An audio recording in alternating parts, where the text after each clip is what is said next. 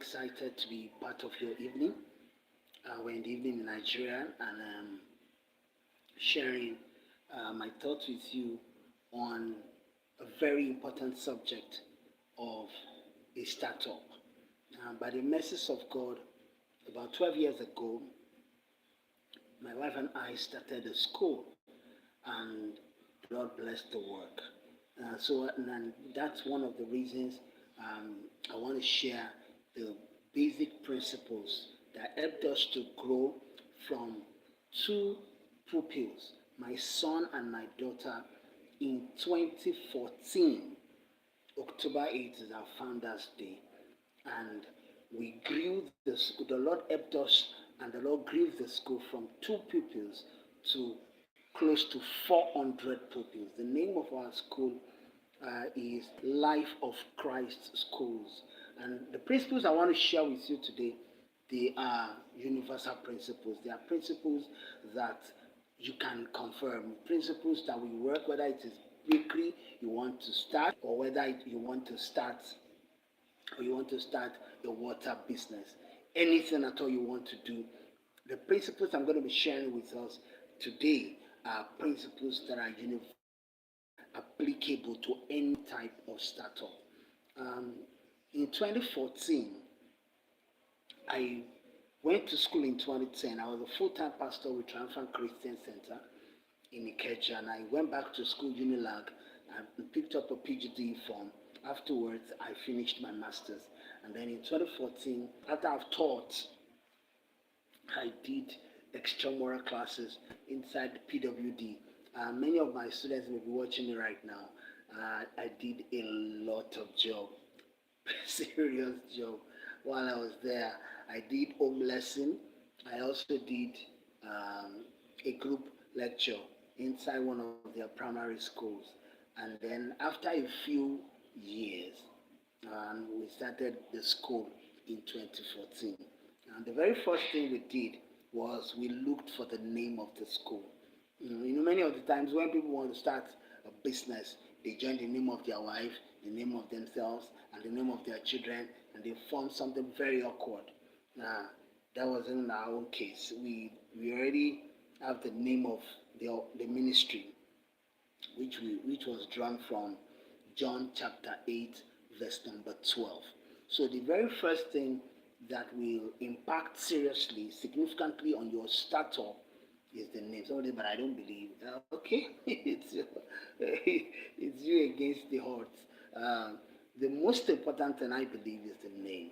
If God gives you a name, that name will be impacting positively on your business on a daily basis, because the name of a man is, so is he. At least that was what the wife of Nabal said. So the name of the ministry is Light of Life Ministries International, and so we do not want to also give that same name to the school. And we know that Jesus Christ is light, so we said, okay, Christ Life Academy. That was the very first name the school had in 2014. When we got to Ida, that was the name we were bearing, and eventually we morphed into Life of Christ Schools.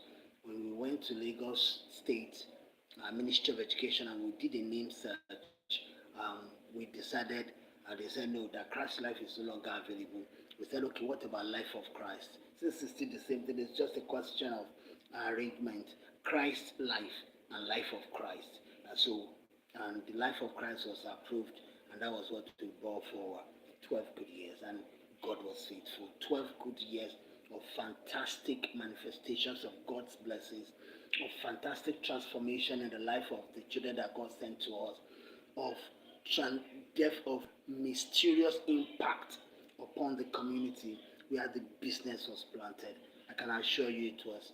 The whole community knew we came. Why am I using came? Because we are relocating to another side of Lagos right now. And so I want to give some of the things that God helped us to understand, the principle that we applied in the process of 12 years. The first one, like I said, is the name of the school. And names are powerful. God had to change the name of Abraham to Abraham, so that as he calls the name Abraham on a daily basis, even though it was a period of 25 years, but it changed. It changed something.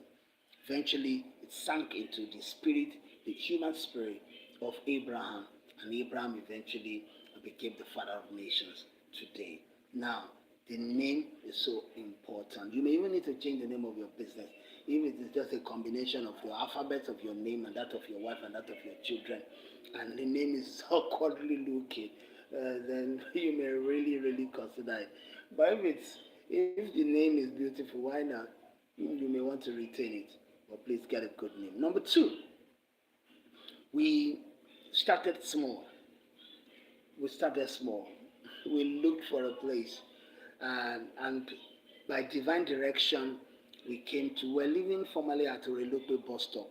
If you know a little bit around that Yanopaja axis, Yanopaja to Ikotu, that's where we were living, and we eventually got a place, and then we were able to start, and then I prayed. One day I just stood up, I told my wife, I was able to raise about 250,000 naira, and then I went there.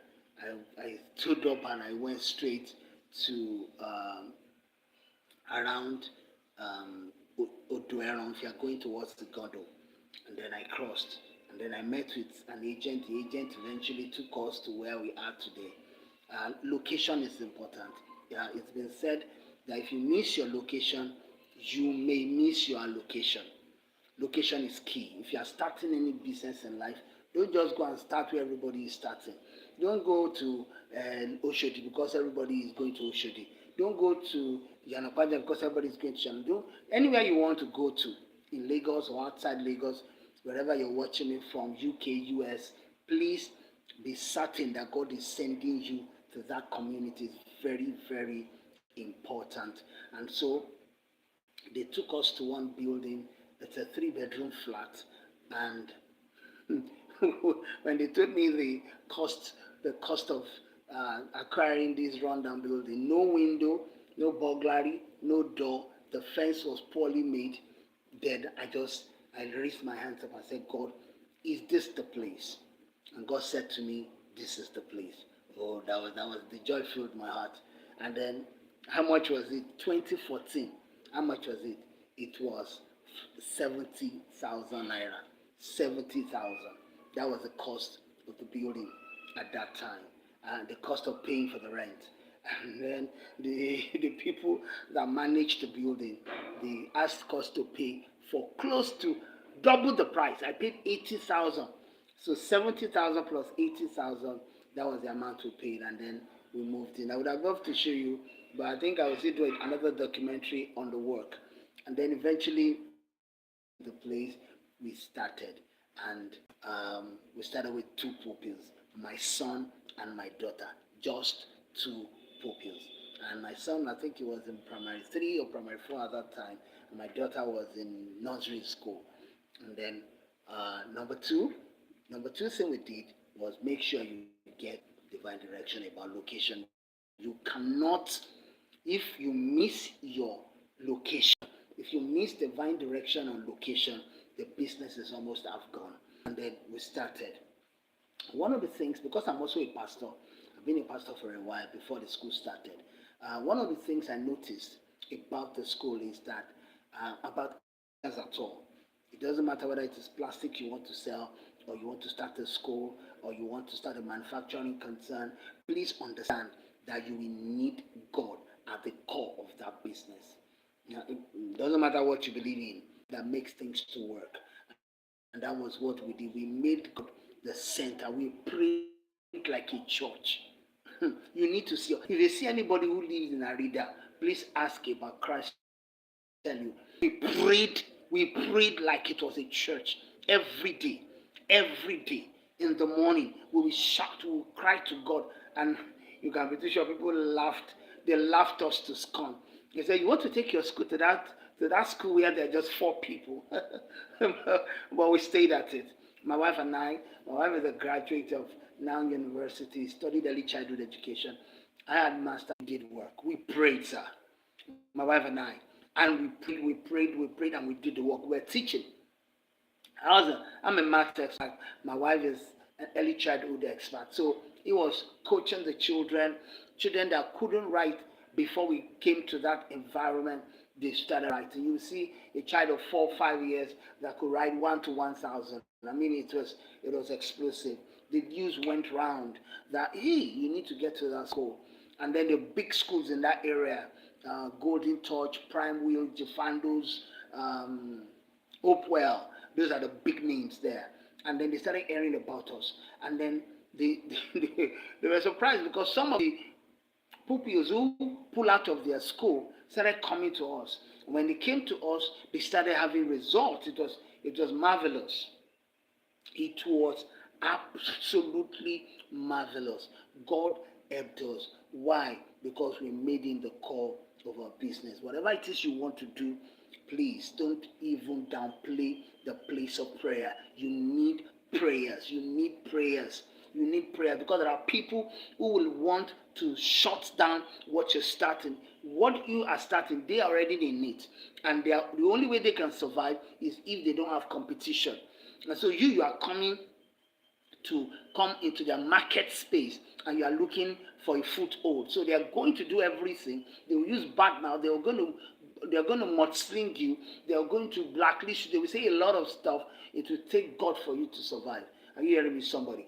So what we did was we prayed. We made God the core of our business. And number fourth thing that we did was that we pour our soul. I already said that while I was talking about God. We made God the core of our business, and then we poured our soul into it. We taught. Our life depended on it. We taught. We gave everything. We bought textbooks. The ones I couldn't afford because we're just starting out, I would go to Air Force Base and go and get it. I'll go to Air Force Base and go and get it, and I will bring it to school. So anything that I could see from my own experience, from my wife's experience, we're bringing it. We're bringing it and we're teaching the children, and we loved them. It was everything. We gave them, we taught them, we explained, we did extra. We did extra, my brothers and sisters. We did extra. We went the extra mile. We went the extra kilometer for these children. And then by the end of the first term, we were 14. From 2, we were 14. From 14, then we moved on to 56 in the second regional. And that was it. The rest is said history. And the Lord continued to increase us, and the Lord continued to increase us, and we began to get committed teachers. One of the ways you will also know that God is with you is when you begin to send people to you. Then God started sending committed teachers to us, people who were qualified. It's not like now when schools they are struggling to retain teachers. Back then, 2014, 2015, 2016, people were ready to teach. People were willing to teach. But after Ebola, after coronavirus in 2020, schools started suffering. But not all schools anyway. There were schools who didn't feel the pinch of it. But some of the schools that just started, many of them went through the most challenging time of their lives.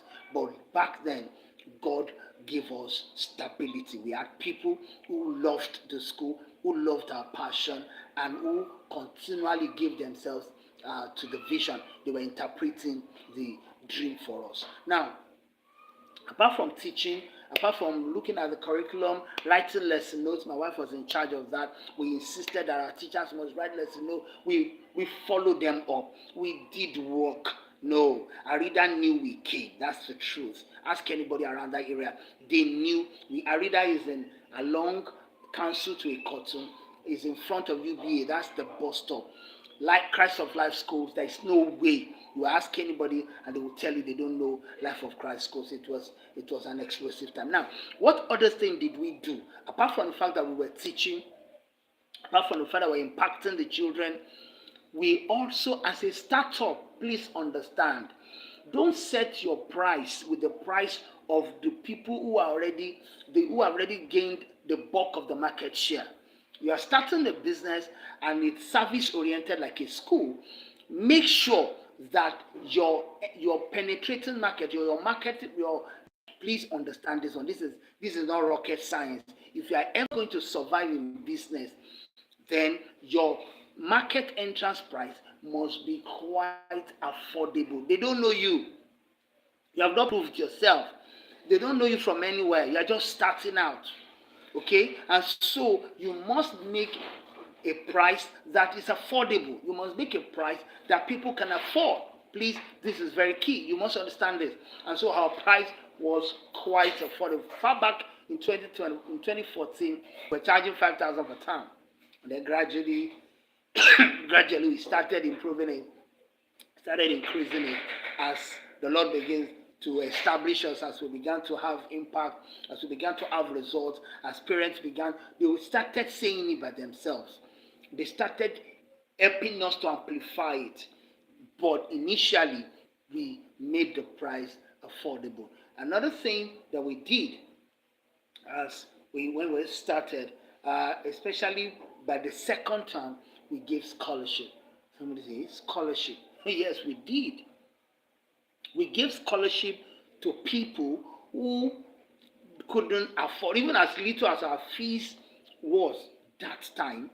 There were people in that community, indigent community members, who couldn't afford it at that time. So what we did was we looked for 2 or 3 people and we gave them scholarship. And because of that, the Lord started increasing us. The Lord started enlarging our coast. The Lord started enlarging us and pronouncing us by himself. He started announcing us to the community. He started making people started coming. People started asking us, what are you? Some people said, you planted something in the building. But we didn't. We gave ourselves. We gave scholarship. Now, one of the things I also did, this will be about number 7. When you are starting a business, you may need to add another thing to that business. Are you following me, sir? You may need to add another thing to that business. When I started out and the Lord started increasing us, we needed money. We needed money to do school furniture. We needed to upgrade the facility we were using. Like I told you, it was a rundown building.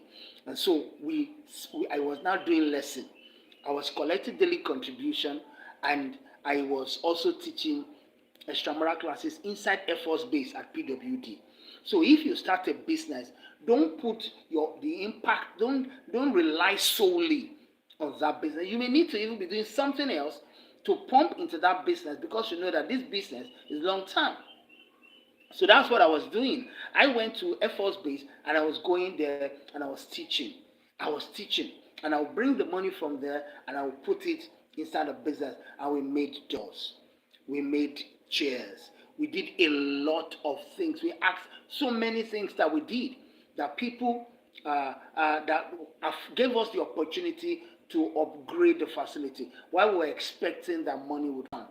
Are you following me now? So one of the things you're also going to do as a startup businessman, as a startup entrepreneur, is do not just do one thing.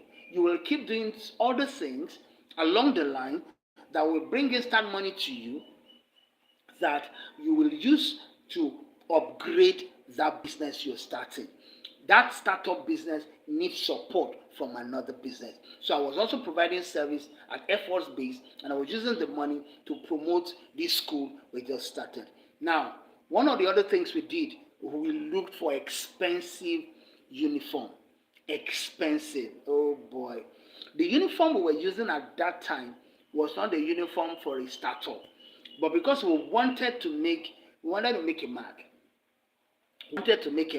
So we decided to use this. This uniform. They call it gabardine. Gabardine at that time, it was expensive. Many of the schools who had even existed before we came, they didn't have the quality of the uniform we had. So our uniform started selling for us. Our uniform started creating a space for us, because we had a good tailor around our school that time. Baba Taylor, God bless you.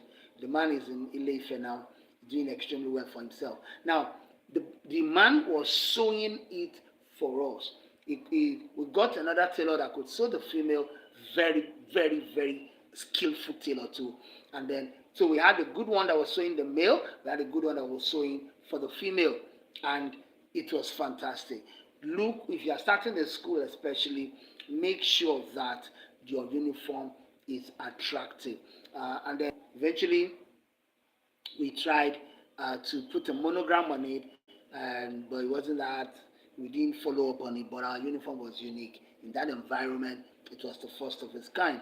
We used Makosa for the short, and then we used Gabardine for the top, and it was unique. Now, we also did what we call a sportwear that was one in town. It was one in town. We did a very beautiful one with the inscription of our name of the school on it, and we gave it out to our children, and then they could wear jeans with it, and we started building ourselves. And so we were using a lot of things to improve ourselves. We are using a lot of things to promote the work. Now, apart from a good uniform, apart from a fantastic sportwear, one other thing that I believe that really helped us at that time was that we constantly were doing school programs. All the programs that was possible that any school could think of, any school, all the school programs, we did all of them in 5 years, in 5 good years. By the time we were 5 years, by the time we reach our 5th anniversary, we've done everything. And I'm talking about programs like Cultural Day. Cultural Day, we did it from the second time, our very first session, we did Cultural Day. Apart from the Cultural Day, we did Career Day. Apart from the Career Day, we did inter-house sport. We went on excursions. There is nothing you want to think of as a school program that we did not do. We did it, and it was the talk of the town. As many things as we could do, we did it. We asked questions. We didn't just stay by ourselves and we're thinking that, okay, we've arrived. No, it's not a question of you arrived.